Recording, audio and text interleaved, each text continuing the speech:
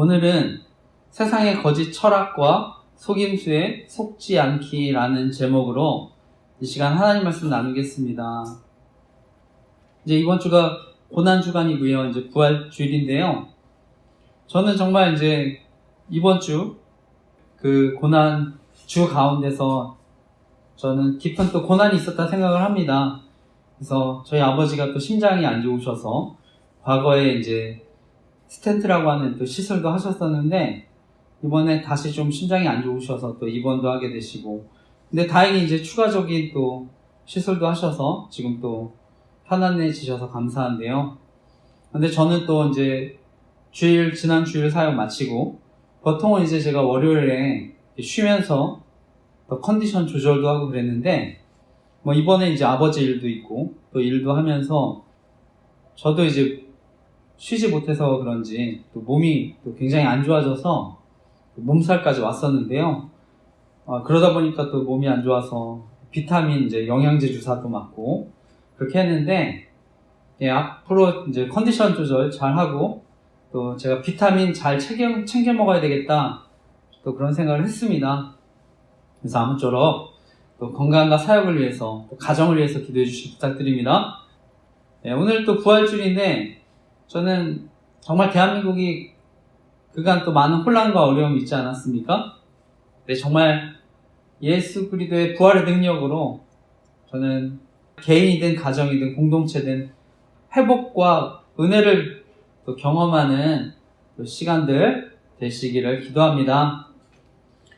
또 저희 교회 또 설교 처음 들으시는 분들도 계실 텐데 저희 교회는 또 온라인 사역 또 하고 있습니다. 그래서 또 바른 복음이 전해지도록 제가 잘못된 복음과 영성운동의 위험성을 알리는 또 블로그를 운영하고 있고요. 그래서 그런 구원의 축복을 누리도록 또 기도하고 있습니다. 그리고 저희가 또 조직 스토킹 생명 지킴이 카페라고 해서요. 요즘에 이제 사이버 성폭력이나 피해자들, 또 스토킹 피해자들, 또 2차 가해 어려움 당하지 않도록 또 카페를 만들어서 돕고 있습니다. 저는 이런 범죄의 영적 지도자들도 또 가담할 수 있다고 생각해서 위험성을 알리고 있습니다.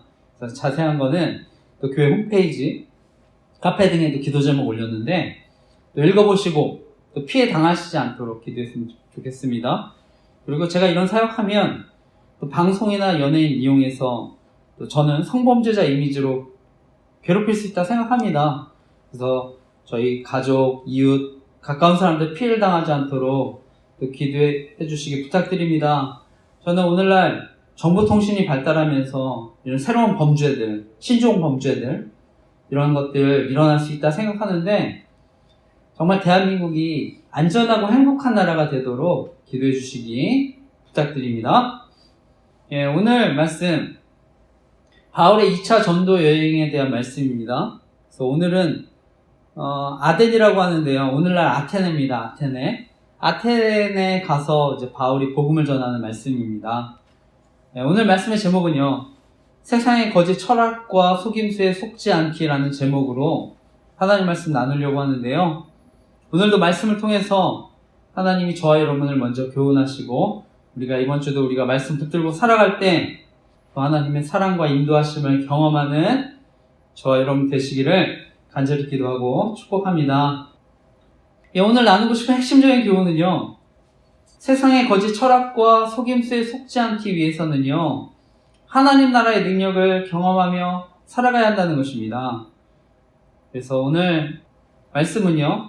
바울이 이제 지난주에 나눴습니다만 베레아에서 이제 아테네에 가서 오늘 복음을 전하는 말씀입니다. 다시 한번 16절에서 21절까지의 말씀을 다시 한번 읽어보겠습니다. 사도행전 17장 16절에서 21절 읽어보겠습니다. 시작. 바울이 아덴에서 그들을 기다리다가 그 성에 우상이 가득한 것을 보고 마음에 격분하여 회당에서는 유대인과 경건한 사람들과 또 장터에서는 날마다 만나는 사람들과 변론하니 어떤 에피쿠로스와 스토아 철학자들도 바울과 쟁론할세 어떤 사람은 이르되 이 말쟁이가 무슨 말을 하고자 하느냐 하고 어떤 사람은 이르되 이방 신들을 전하는 사람인가 보다 하니 이는 바울이 예수와 부활을 전하기 때문이로라. 그를 붙들어 아레오바고로 가며 말하기를 내가 말하는 이 가르침이 무엇인지 우리가 알 수 있겠느냐. 내가 어떤 이상한 것을 우리 귀에 들려주니 그 무슨 뜻인지 알고자 하노라 하니 모든 아덴 사람과 거기서 나그네 된 외국인들이 가장 새로운 것을 말하고 듣는 것 이외에는 달리 시간을 쓰지 않음이더라. 아멘. 예, 오늘 우리가 읽었습니다만 말씀을 보면요, 바울이 베레아에서 이제 오늘 본문의 아테네로 이제 피신합니다. 그래서 베레아에서 이제 핍박을 피해서 이 아테네까지 350km나 되는 먼 거리를 왔는데요. 이 베레아 사람들은 이제 바울을 이쪽으로 데리고 옵니다. 그런데 이제 말씀을 보면 바울이 먼저 아테네에 도착하고 실라와 디모데를 또 자기한테 있는 아테네로 보내달라고 이렇게 부탁을 하는데요. 그런데 이제 바울이 이제 실라와 디모데를 기다리는 동안에도 이제 복음을 전합니다. 근데 이때 말씀에 보면은 바울이요, 이 아테네라고 하는 도시에 우상들이 가득 찬 것을 보고 거룩한 분노가 일어나서 복음을 전했다고 합니다. 원어적으로요, 이때 바울의 분노는요, 하나님이 우상에게 느끼는 분노입니다. 그러니까 바울은요, 하나님의 거룩한 질투심으로 분노했다고 하는 것입니다. 이 당시 아테네는요, 그리스 수도인데요, 로마, 알렉산드리아와 함께 세계 3대 도시 중 하나였다고 합니다. 그리고 이 아테네라는 도시의 이름, 지혜와 전쟁의 여신, 아테나라는 그 여신의 이름 기념하기 위해서 붙여진 이름이라고 하는데요. 이 아테네 하면 우리가 가장 먼저 또 떠올릴 수 있는 대로 서양 철학의 발상지입니다. 그래서 저도 기독교 철학을 또 공부했는데요. 우리에게 잘 알려진 소크라테스, 플라톤, 아리스토텔레스 고향이기도 합니다. 그런데 이제 철학뿐만이 아니라 음악, 미술, 문학, 다방면에 정말 많은 예술가들이 또 있는 곳이 아테네였습니다. 그러니까 이처럼 아테네는요, 당대 최고의 학문 도시고요, 문화 도시입니다. 비록 이제 그리스가 이제 로마에 정복됐지만 이 아테네의 문화적인 영향력은요, 전 세계를 계속 또 지배했습니다. 그래서 로마가요, 이 아테네라는 도시는요, 세금도 물리지 않고 또 내적인 이런 자치권, 사법 자치권도 이 아테네에 허용해졌다고 합니다. 그러니까 아테네 사람들은요, 이런 특권들도 부여받았으니까요, 또 자부심이 또 대단했다고 합니다. 이처럼요, 문화와 엄청난 건축과 조각들도 있고, 수많은 신전들, 이런 가득한 도시에서 이들은 어떤 문화적인 우월감, 또 자부심, 또 긍지를 가지고 이렇게 살아가는데요. 이때 이 바울은요, 정말 거룩한 분노를 가지고 이 도시에 복음을 전하는 것입니다. 겉보기에 보면은요, 엄청나게 화려하고 대단하고 또 이런 멋진 도시에서요, 이 바울은요, 이곳에 하나님이 없다는 게 느껴지니까 그 안타까움에 오히려 사단한테 속아서 또 많은 철학자들에게 거짓된 가르침에 속아서 이렇게 살아가는 사람들, 저는 바울이 굉장히 큰 안타까움을 느꼈다 생각합니다. 과거나 지금이나 저는요, 여전히 이 땅 가운데 이런 화려한 문화 가운데 있고, 또 지금 현재 많은 거짓된 철학, 속임수가 또 저는 동일하게 존재하는 세상을 저희도 산다고 생각합니다. 그러니까 사단은요, 어떻게든 진리를 보지 못하도록 지금도 저는 끊임없는 속임수로 또 사람을 속이고 미혹한다고 생각을 하는데요. 특별히 저는 또 오늘날 이단들 정말 많이 활동해서 또 너무나 저도 안타까운데, 저희 교회도 여기 교회 앞에 저는 이제 신천지 금지라고 이렇게 써놨지만 계속해서 저희 교회 또 홍보지나 이렇게 신문들도 두고 가시더라고요. 그냥 얼핏 보면 잘 사람들 모를 수 있는데, 이단들이 요즘에 설문조사도 하고요, 봉사활동도 열심히 하고, 뭐 문화행사 많이 하면서 이렇게 막 미혹하는데, 저는 그걸 보면은요, 정말 사람들이 여기에 이렇게 빠지게 된다고 생각하면요, 너무나 정말 안타깝고, 저도 마음속에 거룩한 분노가 일어나는데요. 어떻게 보면 거짓에 속아서, 속임수에 빠져서, 이렇게 젊은이들 빠지는 게 너무나 안타까운데, 게다가 이단들이 요즘엔 우리나라뿐만이 아니라 뭐 해외 봉사를 통해서 또 해외 학생들까지 이렇게 미혹하고 있다고 하니까요. 정말 안타까운데, 우리 정말 다음 세대 학생들, 청소년들 미혹당해서 속지 않도록 정말 함께 기도했으면 좋겠습니다. 특별히 저희 교회는 이제 잘못된 복음과 영성운동의 또 위험성도 알리고 있는데, 바라기는 정말 바른 복음으로 정말 청소년들, 사람들이 그런 복음의 구원의 감격과 기쁨, 축복을 누릴 수 있도록 또 함께 기도해 주시기 부탁드립니다. 우리가 이제 이어서 말씀을 보게 되면, 바울은 이런 분노로요, 거룩한 분노로 결국 회당에서 유대인들에게 복음을 전하고, 광장에서는 만나는 사람들과 날마다 토론을 이렇게 했다고 합니다. 이 당시에 이제 아테네 사람들의 가장 큰 관심은요, 이 땅에 사는 동안 어떻게 행복한 삶을 살다가 죽느냐, 여기 이제 관심이 있었던 것 같은데요.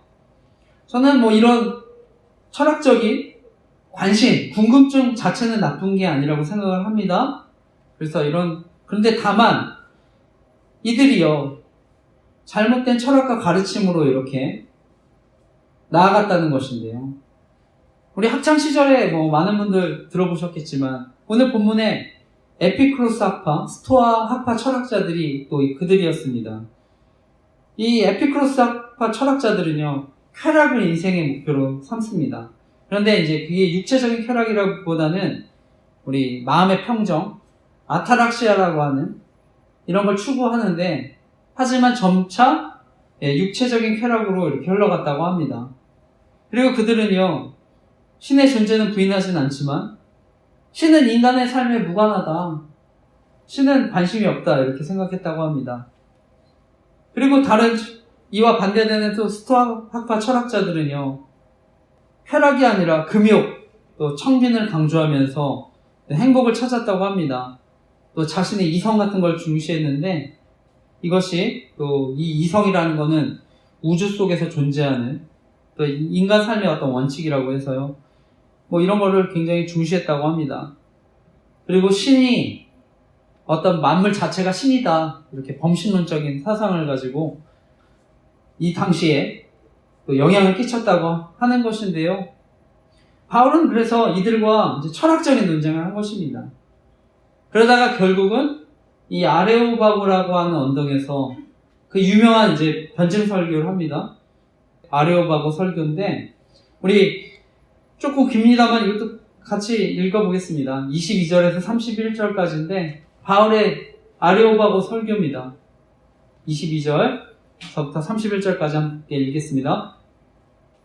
시작. 바울이 아레오바고 가운데 서서 말하되, 아덴 사람들아, 보니 범사에 종교심이 많도다. 내가 두루 다니며 너희를 위하는 것들을 보다가 알지 못하는 신들에게라고 새긴 단도 보았으니, 그런즉 너희가 알지 못하고 위하는 그것을 내가 너희에게 알게 하리라.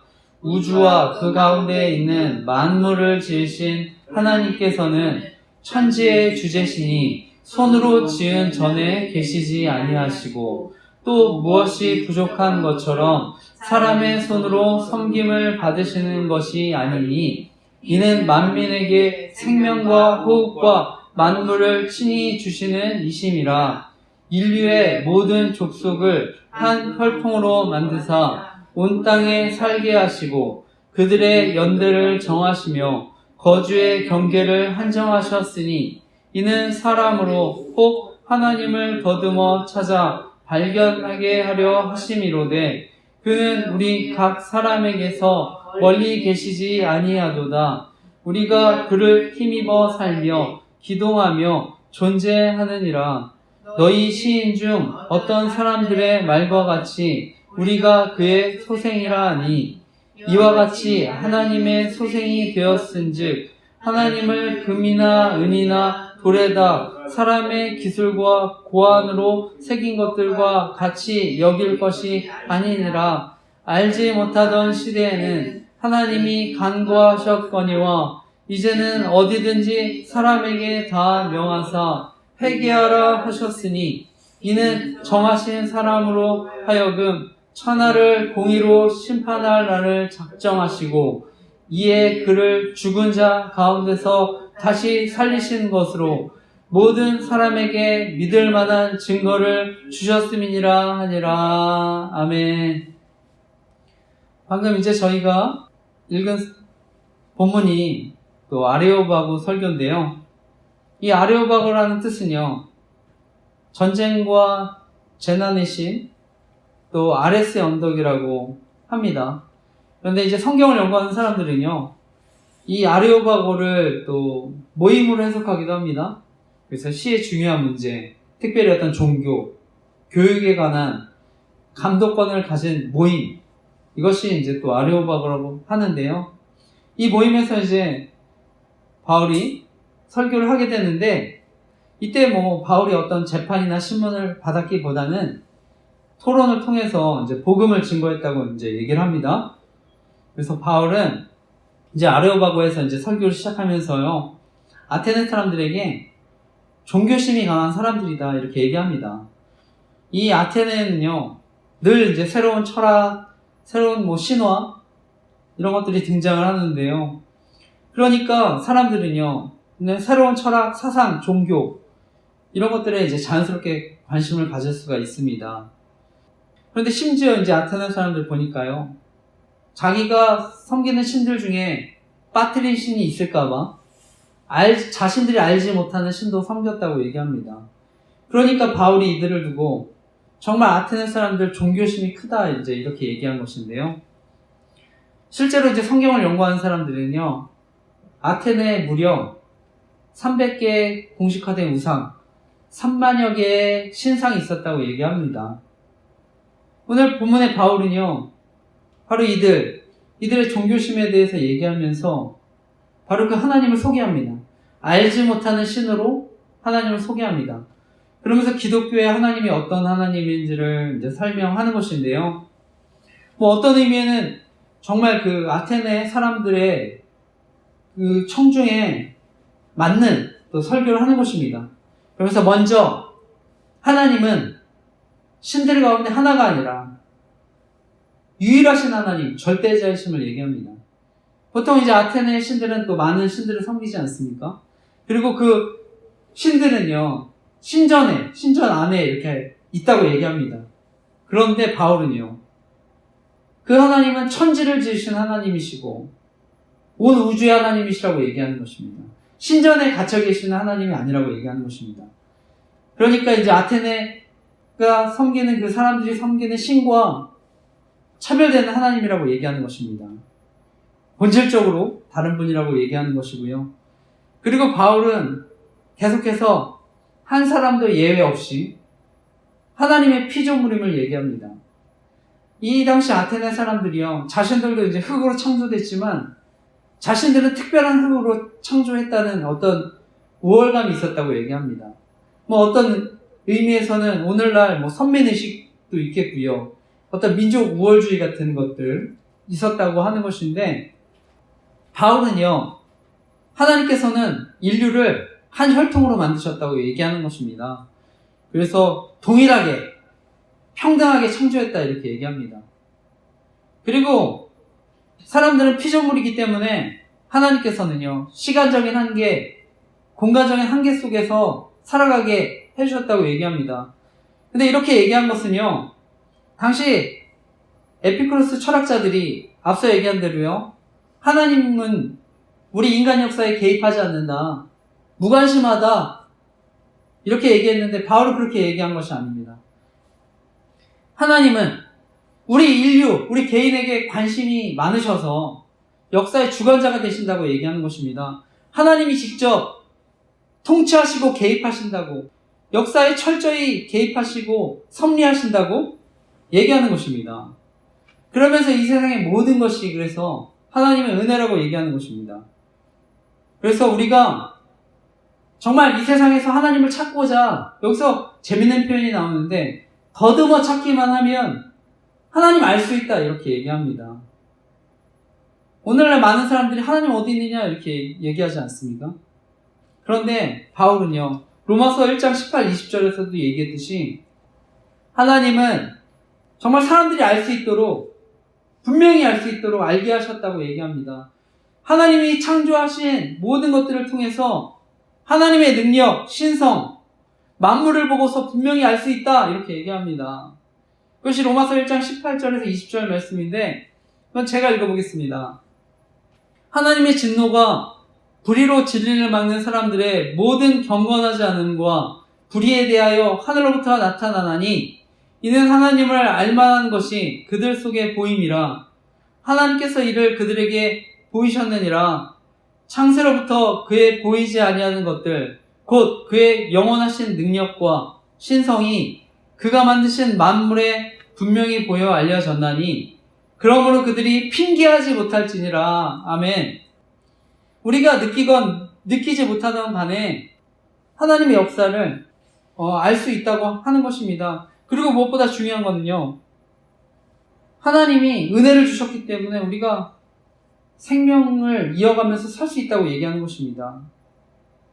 저 개인적으로는요, 이제 아버지가 아파서 이번 주 입원도 하셨는데 저도 또 몸이 아프지 않았으니까, 그러니까 내가 정말 이렇게 건강하고 그동안 또 사역할 수 있었던 거, 또 아버지께서 또 건강하셨던 거, 또 하나님 은혜구나 또 이렇게 또 생각을 했습니다. 저는 많은 사람들이 또 건강할 때는 잘 모를 수 있다고 생각하는데 우리가 아파보면 알지 않습니까? 우리 인간이 얼마나 또 연약한 존재인지 또 알 수 있다 생각하는데, 저는 오늘날 사람들이요, 건강을 잃을 수 있죠. 근데 저는 그게 불행한 게 아니라고 생각합니다. 또 요즘에 주식이 인기라고 하는데요, 그러니까 막 돈을 잃거나 그러면 또 굉장히 크게 또 힘들어하고, 또 결혼을 하고 또 가족이 없는 거, 또 불행한 거라고 생각할 수 있지만 성경은요, 하나님을 잃어버린 인간이 가장 불행한 사람이라고 얘기를 합니다. 하나님이 없다 이렇게 얘기하는 사람이 가장 불행한 사람이라고 얘기합니다. 하나님의 은혜 가운데 있지만 하나님의 은혜를 모르고 살아가는 사람, 가장 불행한 사람이라고 얘기합니다. 제가 앞서 이제 에피쿠로스, 스토아 철학자들에 대한 얘기도 나눴는데, 사람들은 자신의 행복에 대해서 이렇게 생각을 합니다. 그런데 제일 중요한 거는요, 내 형편과 처지와 상관없이 하나님을 발견한 사람, 그 사람이 진짜 행복한 사람인지 믿으시기 바랍니다. 우리가 하나님을 떠난 사람은요, 끊임없이 우상과 하나님을 바꿉니다. 그래서 하나님의 자리에 대신 계속 우상을 세우는데요, 그것이 인간의 또한 정욕입니다. 정욕, 우리의 욕심, 욕망, 그것들을 대체해서 계속 섬깁니다. 근데 그것은요, 그 사람이 아무리 큰 권력을 가지고 돈이 많아도 아무리 많이 배워도요, 늘 그 자리에 우상을 세우는 것입니다. 그런데 바울은요, 바로 진리이신 하나님을 알았기 때문에, 특별히 바울이요, 정말 세상의 자랑들, 자신은 배설물로 여긴다고 하는데, 저는 바로 진리이신 예수 그리스도를 만났기 때문에 그런 고백을 한 줄 믿습니다. 예수 그리스도를 아는 사람, 진리를 아는 사람, 영원한 소망을 깨닫게 되고요, 그 하나님의 지혜와 사랑과 능력을 경험하기 때문에 저는 그것이 가장 고상한 지식이다 이렇게 얘기하는 줄 믿습니다. 그러니까 바울은요, 오늘 말씀에 보면 결론적으로 하나님을 잃어버린 사람들에게 진짜 소망이 무엇이고 진짜 행복이 무엇인지 전하는 말씀인데요, 바로 예수 그리스도가 진리고 소망이라는 것을 얘기하는 것입니다. 저와 여러분이 믿는 하나님은요, 그냥 우주 어딘가에 보이지 않는 곳에 이렇게 따로 떨어져 계신 하나님이 아닙니다. 지금도 살아계셔서 저와 여러분 함께 하시는 하나님이십니다. 그리고 언제나 우리와 함께 하시고 싶어 하시는 하나님이십니다. 그래서 바울도요, 바로 그 하나님이 인격적인 존재로 우리와 교제하고 싶어 하는 하나님이다, 또 이렇게 강조한 줄 믿습니다. 바라기는 정말 우리와 함께 하시는 하나님, 우리와 역사하시는 하나님, 그것들을 깊이 체험하는 은혜들이 있으시기를 간절히 기도하고 축복합니다. 특별히 바울은요, 예수 그리스도의 부활이야말로 세상을 심판하시는 하나님이심을 증명하는 가장 큰 확실한 증거다, 이렇게 얘기합니다. 그래서 예수 그리스도를 다시 살리심으로 그에게 그 증거를 보이셨다 얘기합니다. 지금도 많은 사람들은요, 자신이 죽은 뒤에 어디로 가는지 잘 알지 못합니다. 그런데 성경은요, 명확하게 죽으면 천국과 지옥이 있다고 얘기합니다. 부활을 통해서 하나님의 공의로운 심판이 있을 것이라고 명확하게 얘기하셨습니다. 그러니까 회개하고 하나님께 돌이켜야 된다고 말씀합니다. 네, 이번 주가 부활주일인데요. 저는 정말 하나님이 살아계신 하나님이시고 예수 그리스도가 하나님이신지 정말 알기 위해서는 저는 부활에 대해서 또 깊이 또 공부해 보시기를 추천드립니다. 정말 부활은요, 가장 확실하고 역사적이고 객관적인 사실입니다. 그래서 예수님이 십자가에 달려 죽으시기 전에도 성경대로 살아날 것을 얘기하시고요, 그 예수님이 하나님이시라는 것을 증명하셨습니다. 그리고 그 예수님의 부활을 목격한 제자들은요, 그 전까지도요, 확신도 없고 두려움도 많았던 제자들이지만요, 목숨 걸고 부활을 증거합니다. 우리가 부활의 가장 큰 증거는 목격자입니다. 목격자. 그 부활을 목격하니까요, 목숨 걸고 전한 것입니다. 저는 부활에 관해서 정말 역사적인 사실인지 궁금하신 분들 꼭 권해드리고 싶은 책이 있는데요. 리스토로 벨이라고 하는 저자가 쓰신 책입니다. 현재는 이제 목사님이 되셨습니다. 그래서 한국에는 예수는 역사다, 또 특종 믿음 사건이라는 책이 번역돼서 나왔습니다. 그래서 이분이 미국 미주리 대학교에서 저널리즘 학위를 받으시고요, 예일 법학대학원에서 법학 석사 학위를 받은 기자신데요. 나중에 이제 저명한 신문사 시카고 트리뷴이라는 신문사의 기자로 입사해서 14년 동안 법률 담당 기자로 활동을 했습니다.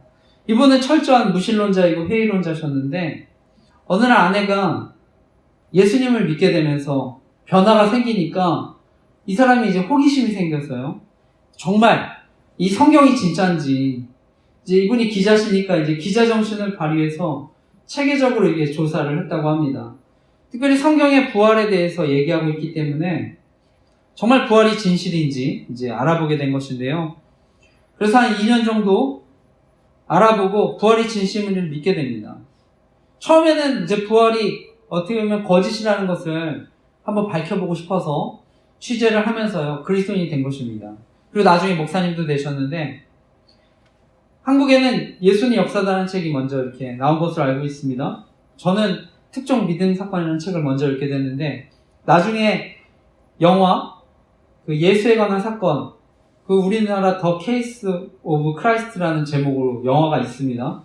그래서 이 리스토레벨이라는 분이 신앙에 되게 갖게 되는 그 과정, 이건 이제 영화에 한 것인데요.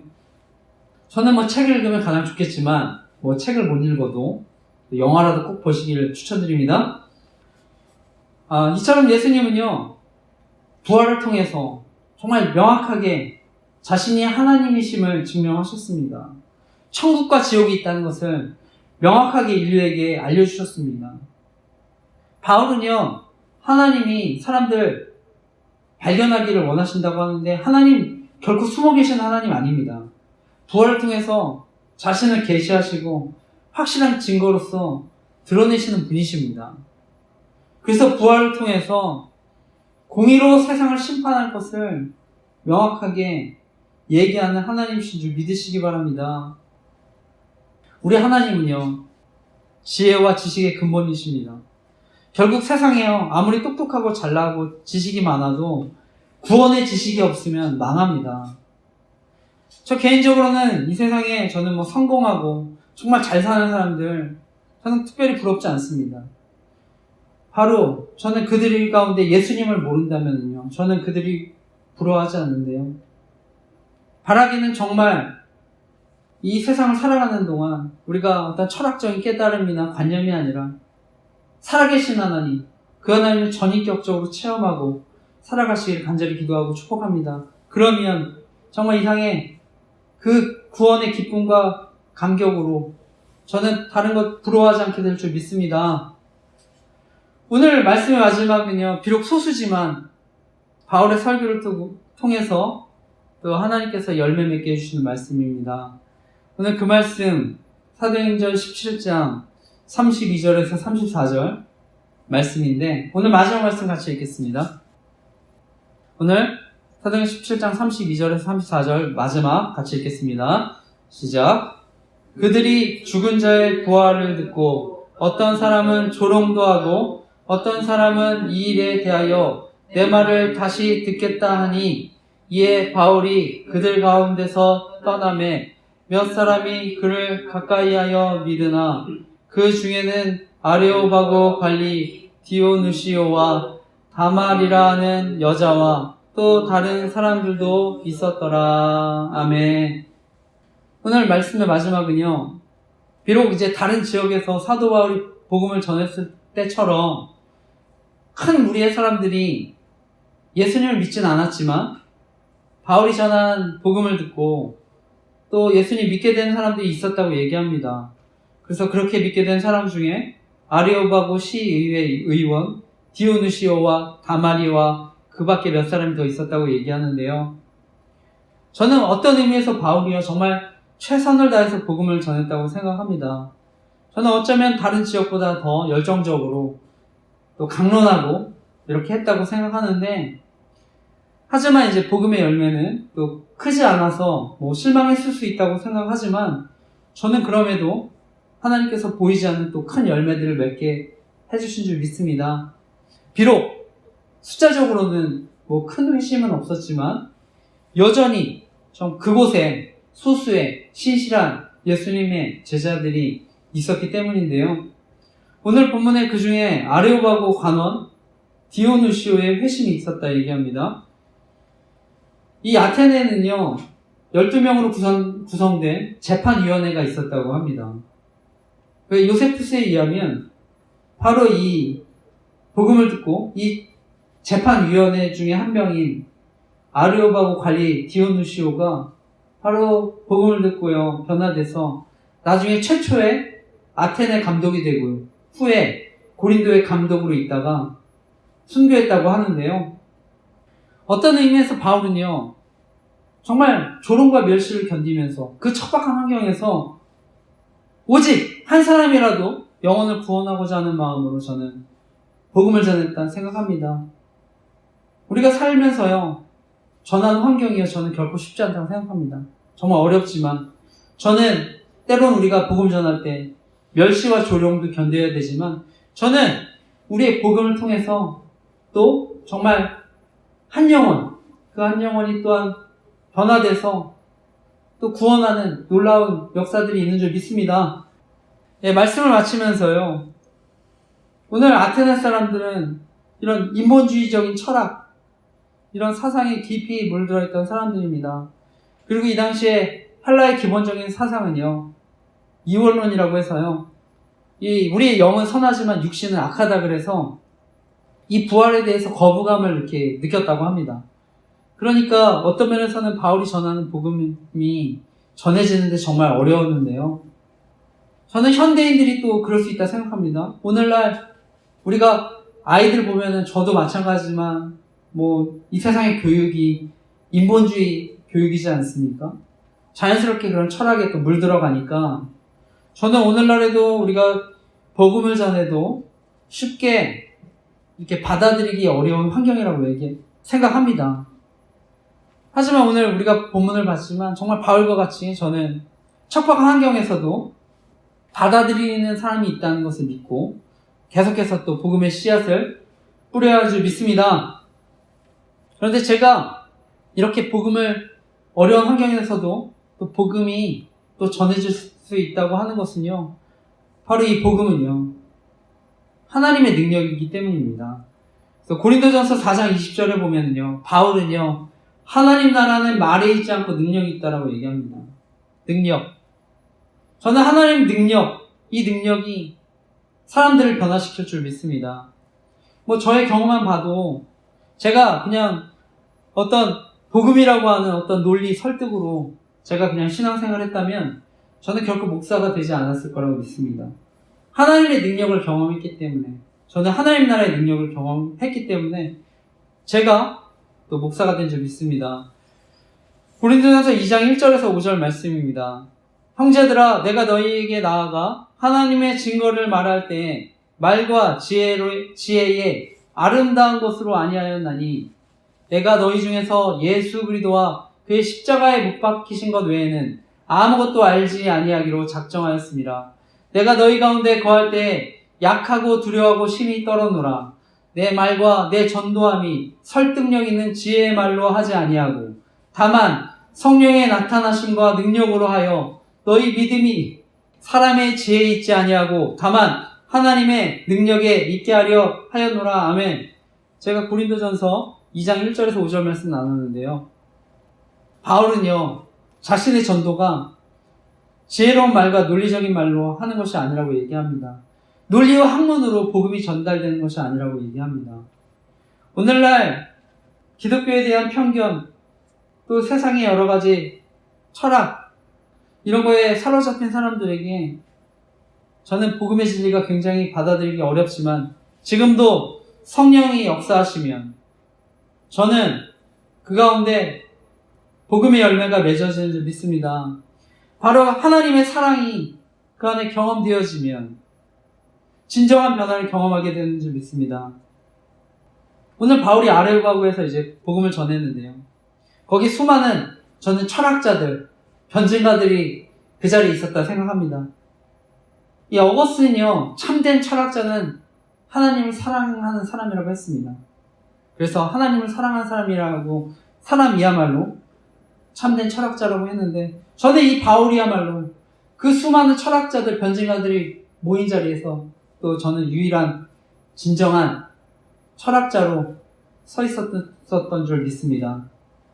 바라기는 저 여러분도 이번 한 주도요, 바울과 같이 정말 하나님을 사랑하는 철학자로 이 세상의 거짓 철학과 속임수에 속아가는 사람들에게 참된 복음의 진리를 전하는 삶을 살아가시기를 간절히 기도하고 축복합니다. 무엇보다 정말 이번 한 주도 성령님의 그런 나타나심과 능력으로 또 복음을 전하는 삶을 살아가시기를 간절히 기도하고 축복합니다. 아멘.